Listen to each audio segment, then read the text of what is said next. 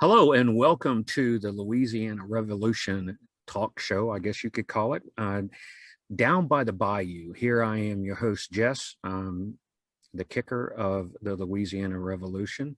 And I am thrilled today on our first episode to be joined by my boss, the owner, Gerald. I want to welcome you to this show. And I'm going to kind of let you introduce yourself a little bit more than that, besides being my boss, and then we'll get kind of started with our topics today. Yeah, well, thanks for having me. I guess it's an honor to be on the first episode of the show. I guess, um, Gerald Smith, of course. I've been in the league since season 11. Started out there, started from the bottom. Able to work my way up, prove myself, and was lucky enough that I was able to buy up, the old New Orleans franchise, and had the respect of the owners for them to vote me in for the purchase of the team, and here we are. We're trying to do good things. Well, I'm really excited to have been able to join the team, and I look forward to a long career with the Revolution. I want to kind of start out with in last season. What are kind of your thoughts about last season? How'd it go? That kind of stuff. Coming off of season 15, where we did really well, right? The first season here, with everything we had, 9-3 going to the semifinals. We fully expected to get back to the playoffs, maybe win East Division, because the league went to the divisional format. So it just didn't quite work out, it's a couple of different things, right? We went through a settings change. We did change the way the game itself played. And I think our games, even a big team like Sioux Falls, who had made it to the the championship game, in season 15, in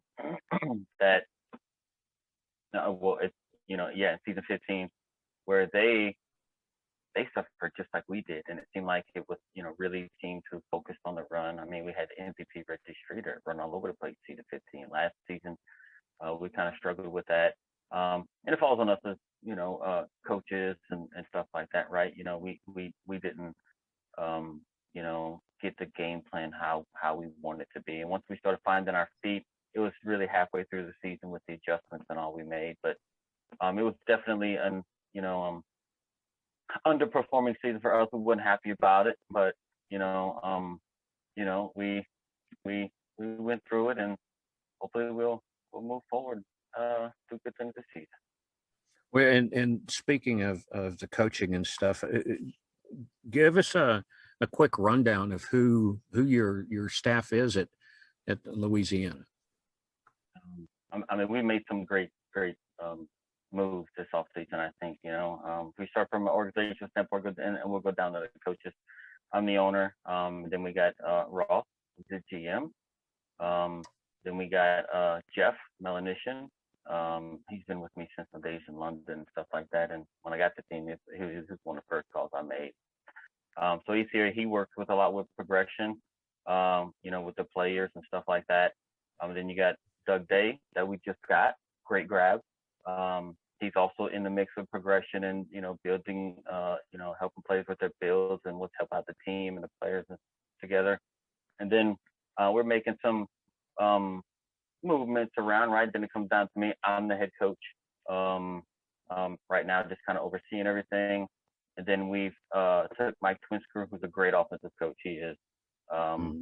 He decided to move over to the defense with me. One of my specialties is defense. Wow. He decides to move over to the defense with me because he wants to be well-rounded, right? He's all for it, right? He's got the offense down pretty good, but he wants to learn the defense, right? He wants to have the full package, stuff like that, and he was more than open to do that.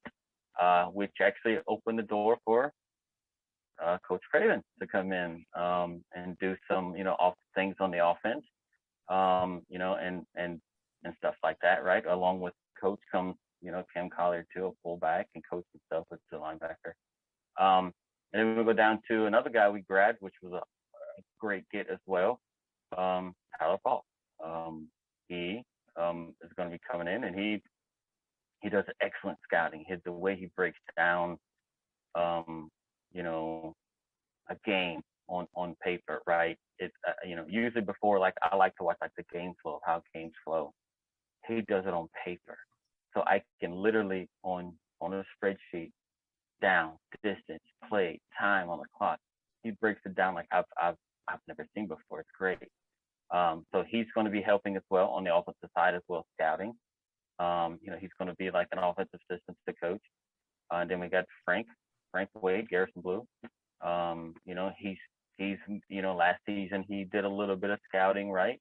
But he's actually, you know, planning on stepping up this season as well and helping us scout and do stuff like that. So I think with all the pieces we have in place and all the knowledge, you know, collectively we had and all the data that we can get from our coaches, I think it's going to push us to the next level as far as being successful on the field. And maybe season 16 will be one we can all forget.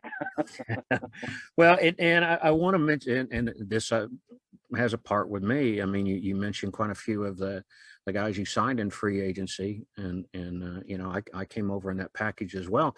What were your thoughts about free agency? I mean, let's be honest, as a off season, I can't think of anybody, and okay, I'll admit I'll be a little biased here, but anybody that had a more productive overall free agency than y'all had, or we had.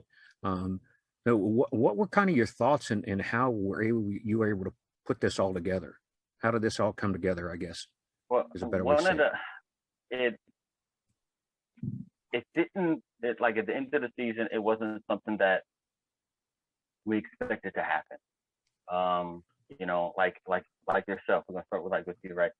You know, having a, you know, I mean, because I kicker left, so I was doing a thing where I was like, hey, I don't know the value of kickers out there and where we pick. We need a certain need. I said, so a high value kicker just won't be there. Kickers were retiring, and you know, and we weren't trying to really pluck any player from any teams, but you know, when you became available, it was like, whoa, like let's try and get that guy. We need a kicker. That's a need, and you can kick a mile. So we're like, man, this is gonna work out great, right? So that kind of just fell into us. You know, we got to talking, and it seemed like we just, you know, hit it off, and everything progressed from there.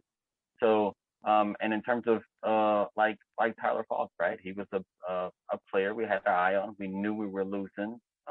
You know, at least my player on the back end, he's a free safety.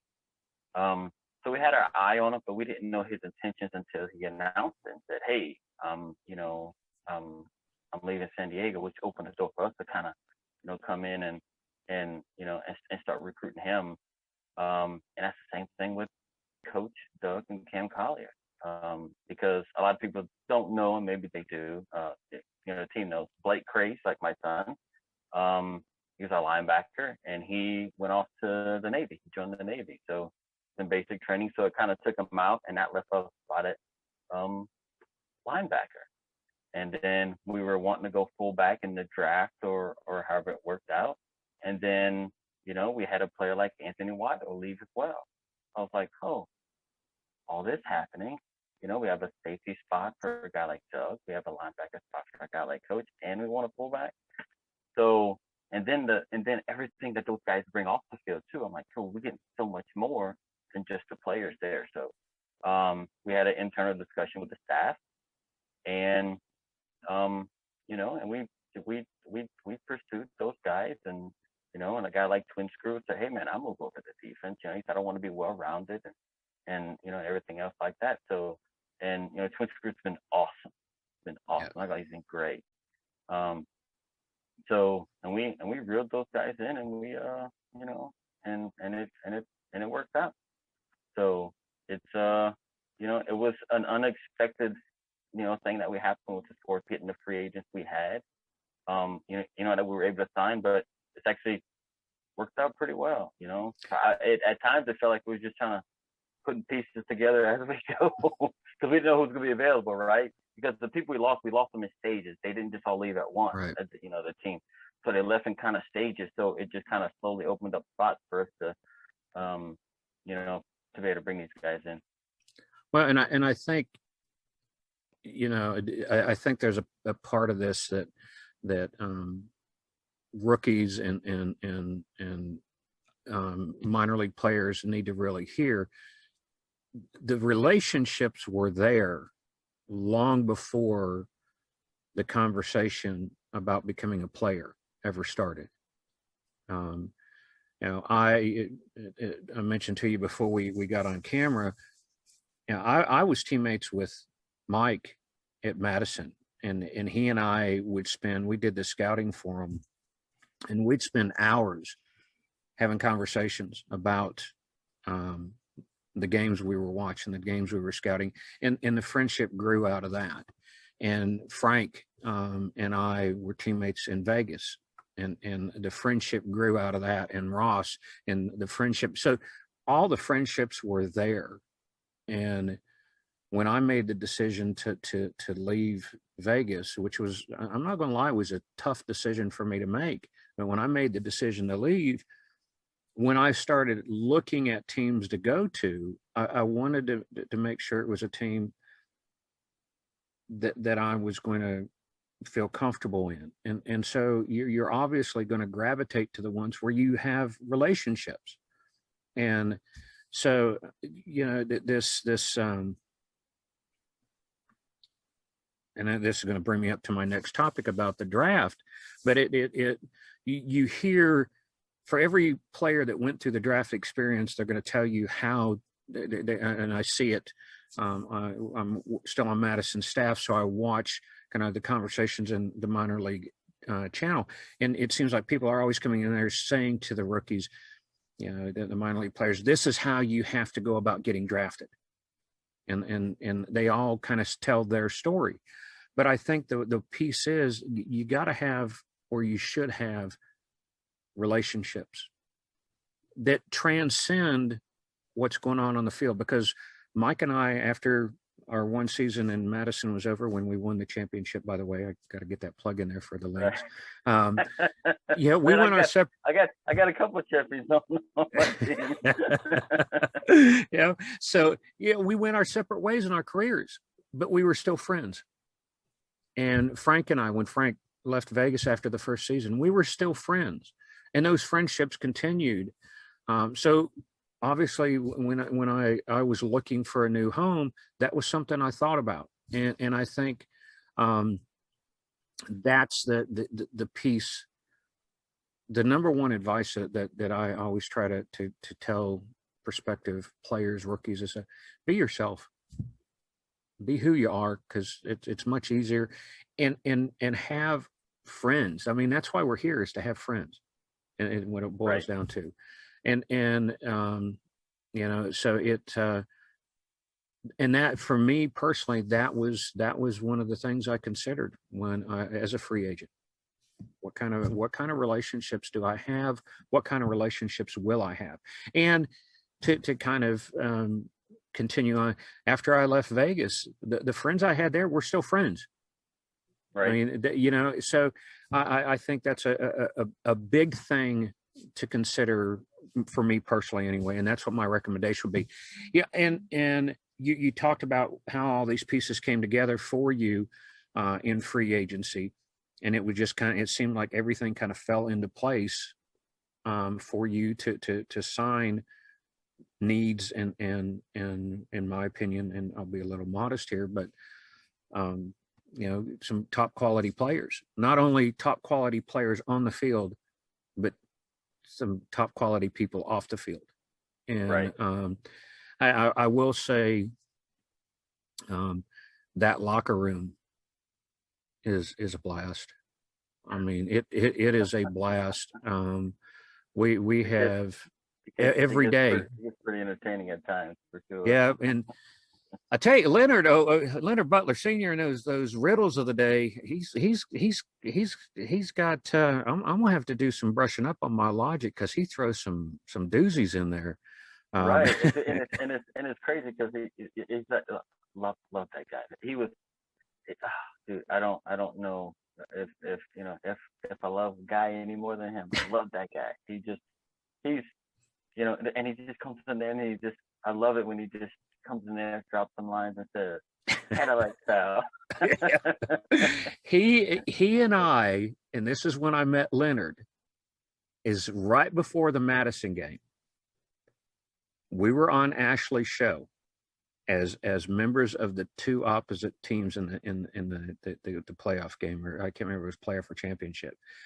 And he and I, and that's when I learned what Cadillac style was. And he's another one I can't believe I forgot him. He's another I've been friends with from then, even though we went opposite directions. So that's huge. I mean, and I think that free agency, it shows the value for Louisiana. It shows the value of relationships, and it shows the value of sometimes just waiting for life to happen instead of forcing it to happen. Right. So here we are. Yesterday was the first round of the draft, and we drafted Tommy the Gun Utah. What were your thoughts about him? Why him as opposed to some of the other ones that were out there? He's had a great relationship with the staff, right? Like so Ross, Mike, Frank, right? All those guys were part of his coaching staff down there, right? And that's how Tommy came to my attention. Where they're like, hey, this great guy, great locker room guy, and they know him better than anything else, and that's one of the, I guess, luxuries, right? And some teams may be a little bit kind of on the side of, oh man, I don't have representation down there, so I can't recruit very well, but we do have that luxury with us, and he I talked to him on the phone a few times this off season, and he just hit it right off. I'm like, this is the guy who's gonna come in, and he's a great personality. Not to mention he's maxed out as a quarterback, right? So it's hard to ignore that too. And then on top of that, he our staff, which is Salt Lake City staff and Tommy Utah, go out and win the damn championship. Yeah. So, yeah. I mean, you got to think about it. You got a champion. Ross is now a champion. Mike Twinsky, he's a two-time champion. Yeah. So, and then you got, Tommy Utah, and then, Frank now. And it's like, man, I said, so from his build on the field and the guy he is off the field, the great personality, going to bring the locker room. He was definitely, for us, way above the rest in terms of that. And we was at that luxury because nobody before us needed a quarterback. And there was one of our fears were, and we had good word after the draft last night, talked to Ross, and Ross was informed by Portland that they were going to take him if we didn't. And that was our fear. Like, hey, is Portland going to trade and jump us? Yep. And how we're going to counter that. We were fortunate that no trades like that happened, to where we would lose out on a guy like that. But we were fortunate enough, and he got the 5 and we grabbed him. Oh, and you seen in our locker room last night, Tommy was partying down in Louisiana. I mean, could it be any better? He's walking on Bourbon Street when he finds out that he's been drafted by Louisiana. I mean, this is something you can't write. I mean, you cannot write something like this, and it made me think about the tweet that you sent out when I signed it. With a name like not Bordeaux. Yeah, make sure we get like a name like Boudreaux. You got to be Louisiana.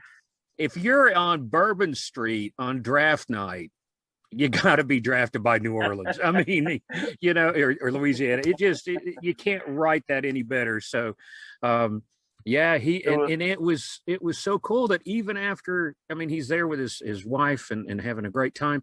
He still is in there joking and you know, hopefully his wife, he's not doing that on the slide, and his wife thinks he's, you know, but he like one of the guys out of the bag now.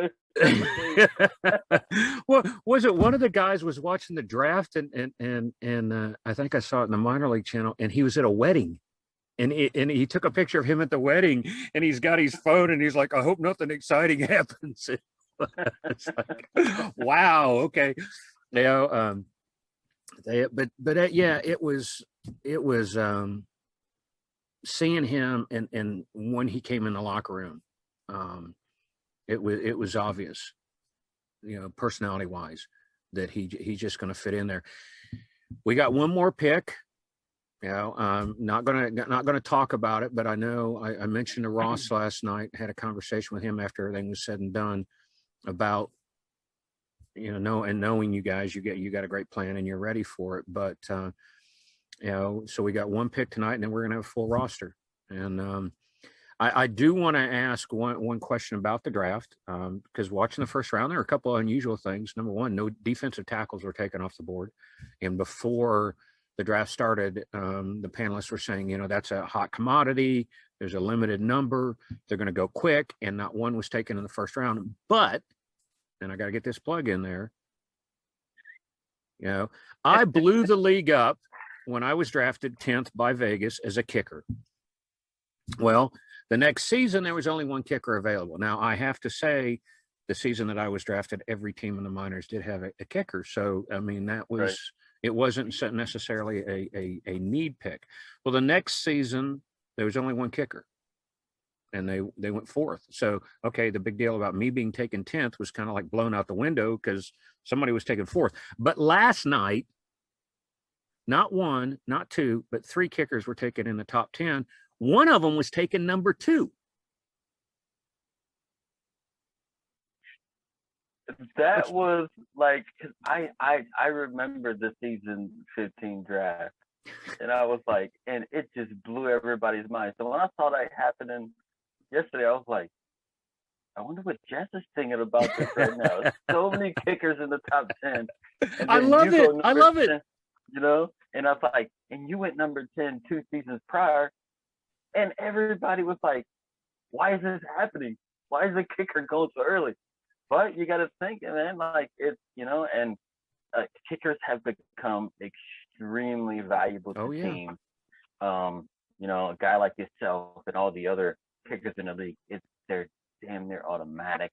You know, you're getting within range and you're kicking 55-yarders. It's automatic, right? And it's so many points that you offer a team, like even us last season. You know, I mean, I'm not knocking, you know, Matt Finnick, who we had. He kicked great for us. I don't think he missed a kick at all. You know, during his career here, his kick strength wasn't quite up. So we had to reach a certain point to get there, right? He can make those 49, 50-yarders, right? But anything beyond that, it was a struggle. But a guy like you, the power you have, which is why I think kickers went, you know, because this season they were so limited. And I didn't think kickers were going to go like that. I thought the defensive line was going to go a lot quicker because there were so few, and there's only a couple of guys who have, you know, really high value. So I was a little bit taken aback, but look, I love seeing the love for the kickers out there. Oh yeah. Yeah, you know? Well, and I tell you, people always ask me, why did I choose kicker?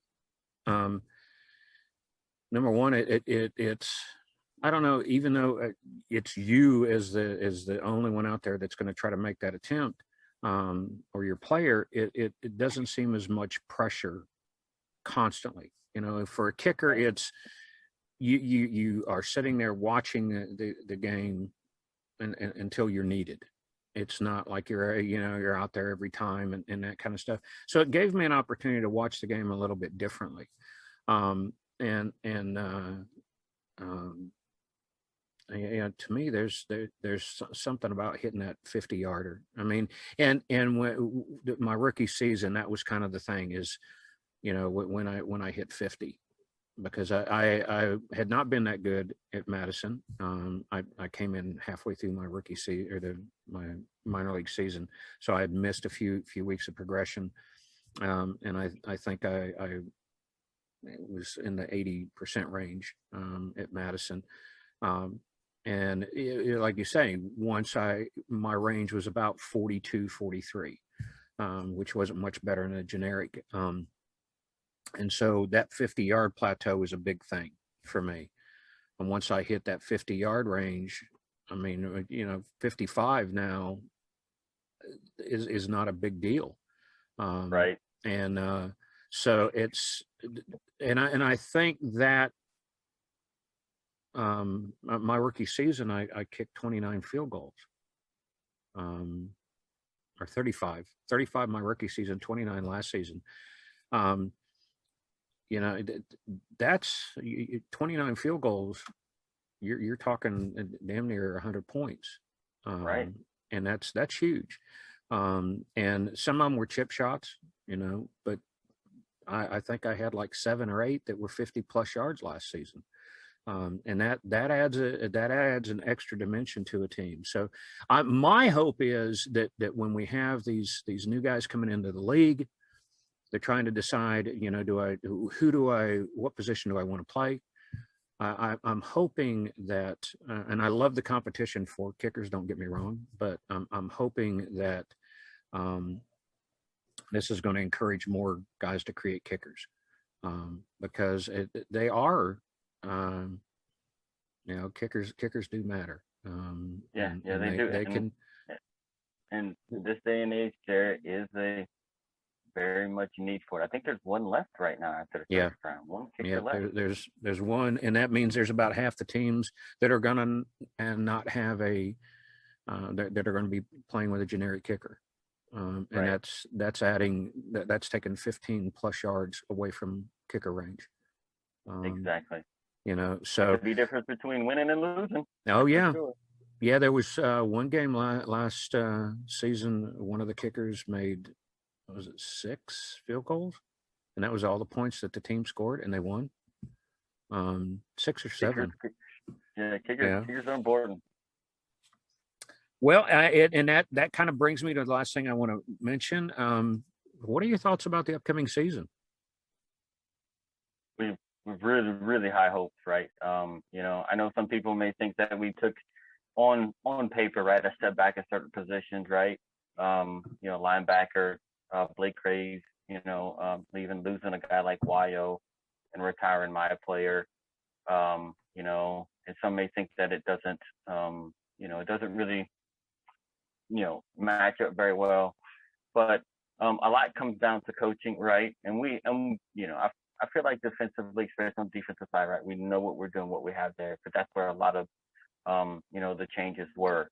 We're on that side, like where we lost a defensive lineman, we lost a linebacker, we lost, now like a total of 3 defensive backs, because we had 6 last year. So we were able to get 2 back through the free agency, but it's something we built it a certain way in the off season, and we're going to finish polishing that off going into this season, with the pick we're going to make today. So, and we feel like we're going to be really competitive, right? So we feel like we are, which every team should, right? I feel like they're the best team in their division. I feel like we can definitely win the division. And we have the staff, we have the players, and we're going to put them in the best situation to succeed. So I don't like making predictions of how we're going to go, but our goal is to win our division, right? So we win our division, that gets us in the playoffs, and then we can definitely start achieving those goals. So our goal is definitely to win our division first. Win the division, we get in the playoffs, and then who knows what's gonna happen from there, right? we do have the talent, and from coaches to players to compete on the championship level. Well, that was kind of what I was going to say. What in your mind as the owner of this franchise, how do you say this season 17, is going to be a success? And I'm not like you. I hate making predictions because they can always be wrong. And somebody come back and say, "Hey, you said that." But when you're looking at this and your thoughts with this, I have to kind of agree. Looking at the league as a whole, looking at our division, with all the pieces we've got in place, that anything short of winning the division would I'm not going to use the word failure because of the negativity, but would not be the level of success that we want for ourselves. I mean, obviously, Very true. Everybody wants to win the championship. I mean, that's why we're here. But for us as an organization, I feel just in the short time I've been here that if we don't win the division, it is a minimum, we will have not achieved the success that we wanted to this season. Now, on the flip side of that could mean that some people are saying, "To hell with this, I'm out of here." Right. But it could also lead to a situation where people are going to say, "Okay," and that's the cool thing about this is that success, that not quite achieving that, it can drive people away. It can drive people harder. It can make that commitment stronger. I just think from no matter what happens with this organization, I think you've built a hell of a core and a hell of a team here. I mean, not just on the field, but in as people. And I personally am really excited to be a part of this, and I want to applaud you on having the humility to say you can't do it all. I mean, and that's right, and that's something that I've always said, right? So, the revolution. I'm just a guy that happens to own the team. The revolution is us, the entire team, the staff. I mean, I couldn't do it without Jeff, Ross, D Robo, Twin Screw, right? All the guys who have been here, from the very beginning when we got the franchise, and even the play that even goes down to the players. Even the guys on the team that may be a little bit less active than others, they're doing their part, right? Because if those guys aren't progressing and getting better, right, it doesn't give our coaches and staff better tools to work with to make this team successful. So, I mean, success is, for me, we don't exclude anybody on the team, right? Even the guy, right? Like I said, people like to make fun of kickers at times, right? You're a kicker like yourself. You matter, when you're progressing and you're getting better each and every week. So, and credit there goes to them. And I'm a guy that's always done this, because I've always been involved in coaching.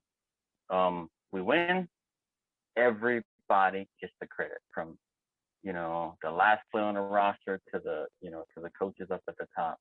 And I don't want no credit for it at all. Right? But when we lose, hey, throw the blame on me. We got to be better.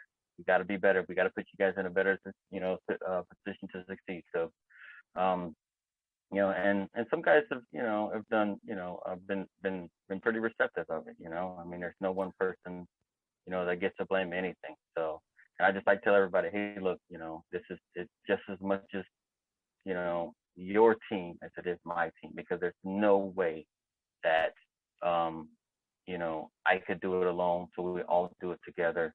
And hopefully we'll win a lot of the games and have fun doing it. Well, I will say this. I mentioned before we came on camera, I'm a little bit older than most in the league. I'm not quite up there with Leonard Butler yet, but I'm trying to catch him. And I've done quite a few things in my life, and the most successful organizations don't have one person at the top that does everything. the most successful organizations have the person at the top that is smart enough and humble enough to pick the best people to do the jobs that he needs or she needs done. And I think that's what you've done here. I mean, every person that I know that has a position of responsibility before I became a member of the Revolution, I knew were the top of their game. And then everybody I've met since I became a member of the Revolution, they are on top of their game. And so that combination of you being the driving force and then you bringing in these people that are dedicated to this, the goal is we're going to win it all. The reality is we may stumble along the way, but the impression I get and the way I feel about this is whatever happens, we do it together. And that's huge. So, and this is a bad thing because I think we could sit and have this conversation for the next hour, but I'm not sure anybody would want to sit and listen to it. So look, if anybody knows me, right, and the rookies will tell you, maybe even Doug Britton, right, I can talk a lot. Well, and I'm a teacher, so it's like get you that can talk a lot and me as a teacher together. We could do like marathon sessions, I think, of this. And I've been known to do that. I think I used to hear other owners in gyms be like, man, I talked to like 30 rookies in an hour. I'm like, I can't talk to just one rookie in an hour. I said, it's like I talked to one rookie. It's like 3 hours long. Well, I tell you, the worst is to get me and Shady together because we're both teachers, and Coach is Craven has been where they do that wonderful podcast series together, and they're like, hey, you need to get on here, Jess. Hell no, you get the three of us on there. You think those 2 hour ones or something? We'll be taking coffee breaks and in the middle. But I have really enjoyed this. I think it's been informative and it's been fun. So we don't end up with a 4 hour marathon. I guess we need to kind of wrap this up, but we definitely are going to have to get you back on here. Thank you for being my first guest on Down by the Bayou. It's been no problem. A lot of fun. It's been great to get to know you even more than I did before. And so with that being said, I'll give you a chance to say goodbye, good evening, or however you want to, and then we'll wrap this up. I just want to say thank you for having me on the show. It does feel like it's an honor. Everything else. And I just want to say thank you to everybody on our team, that has joined us, you included. Thanks for being a part of us because, without you guys, we don't have a team. So, all of us together, hopefully we can, ride this to great success. Well, thank you. And I appreciate the opportunity to join the team. I will say this before I finish up. Everybody likes to talk about our suppliers, but I have to commend Sector 6. I ordered my Louisiana stuff and had it in 2.5 weeks. But I am going to tell you this: if you order the replica jersey, which I have, I can't do it, but yeah, it's I've got it. These things are big. They're built to have equipment underneath them. So if you want to order one, which I encourage everybody to do, these are so cool. I can't wait to walk down Bourbon Street myself with my big Boudreaux shirt on. Just if you order the replica jerseys, just kind of know they're on the big side. But it's really comfortable, by the way. So that's my plug for our sponsors. I got my hat coming that I'll cover up my bald head, get the reflection out of there. Thanks once again. Thanks to Gerald for joining us. Thanks to those of you that listened in. I'm really excited to do this. I'm really excited to be a part of the Louisiana Revolution. And we hope to have you with us next time when we're down by the bayou. Y'all take care out there.